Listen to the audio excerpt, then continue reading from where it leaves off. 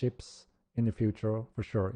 It's one of the more growing popular feature over since the beta. Hello everyone and welcome to this stream summary where Henrik is talking about the server queue, some fixes, polishing and some other stuff. First off, some stuff Henrik explains, and then I will go through the list what all was mentioned in the stream, the random questions and answers. But first, thanks to you all for all the support and all the nice comments under the Mortal Honor 1 goodbye video. But now Mortal Honor 2 will be the really good shit, and Star Wars is doing their best to make it even better. So let's listen to Henrik, what he has to say to us about the release. A little bit stressful, as you can imagine, on our end at least. Haven't been too much sleep since we went live, as you can figure out. So yeah, a brief update on what's going on. So we're fully aware of there's quite long queue times, and it's something we are continuously working on. So people are getting in over time, but we know that it's, the time queue can be quite long. We had a patch today, as you know as well, that quite greatly improved the server lag that was going on quite hard yesterday on Mirland. So we're moving forward, but the queues are still quite long, and we are working on that. So the total capacity we have for all our servers is 100,000. I don't know if that was unclear, but over 100,000 in the total capacity. But as you can understand, people are moving to Mirland very quickly, which is the main bottleneck in that transition we are working on. And we have fixed the login crash in this upcoming patch as well.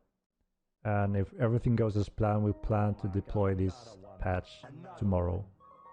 And that should help with the crash. And we should have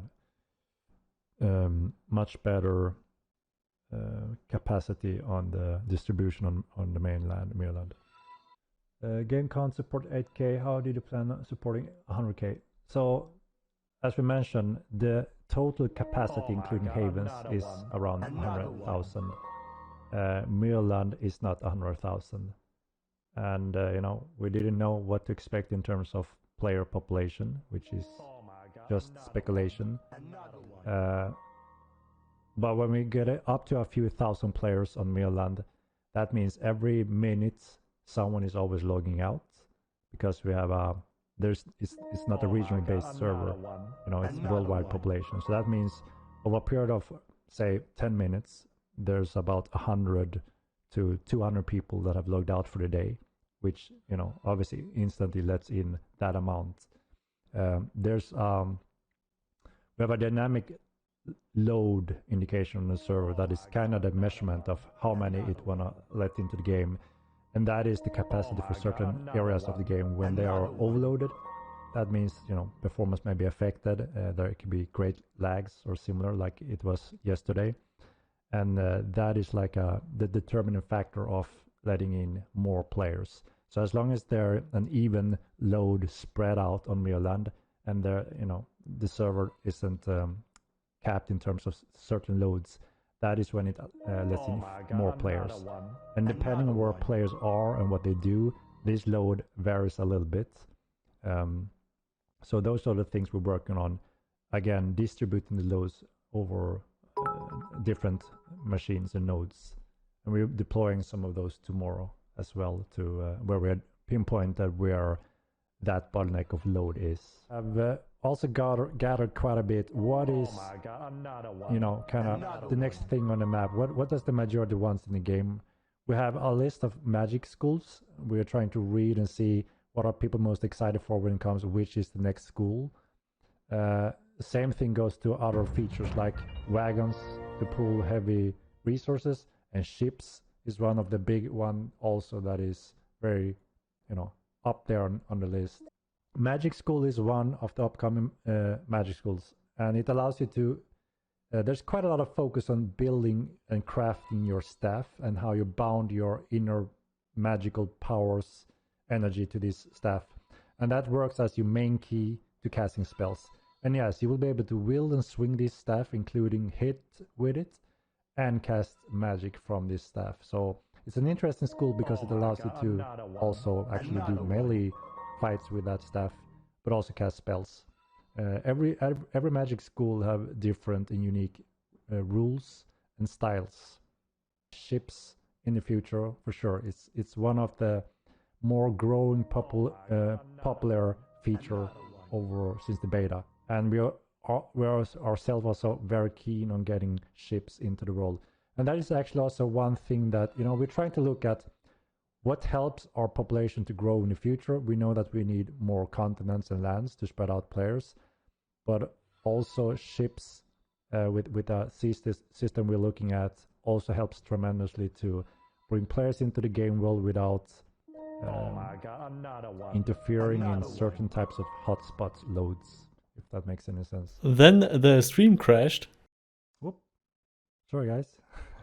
Can you hear me? So Henrik is no longer present, but I have the list with all the changes and stuff and all the upcoming features. A system that shows you the location in the queue will come. You will not be able to be a vampire or a werewolf. The servers will get more nodes. For example, in Tindrum alone were 1,000 players, and that was too much for the node. Steam region lock region prices will come, but it needs a little bit more time. The subscription is currently not activated because of the queue times and all the imbalances. They will activate the subscription when the queue system is solved and all the other stuff. Some skills are up fast, some skills need a lot of time, and the Haven skills level a little bit slower on some skills. Henrik said that the game is not so hardcore because many people think it's more hardcore, but actually after they realizing that the armor or weapon loss is not so much, it's getting more in the mainstream. Maybe he's saying this for marketing reasons, I don't know. Barber system and tattoo system will come to the game. More dungeons and stuff will come over time. They're also currently working on that. The subscription model will stay no matter what. Lanterns will come to the game that you can do on your belt. Elementalists will have a light spell to cast light. Alchemists will have a potion that you can see in the darkness, or more or less can craft a potion. And the next stuff they are also working on is polishing Mirrorland and dungeons and monsters and polishing terrain bugs and other stuff. Necromancy is being finalized. They're also working on the next continent. 5 continents will be in game at some point. Henrik plans to expand the team if they have more money. I must quote Henrik here. Henrik said he can sleep or slow down when they are done or when he is dead.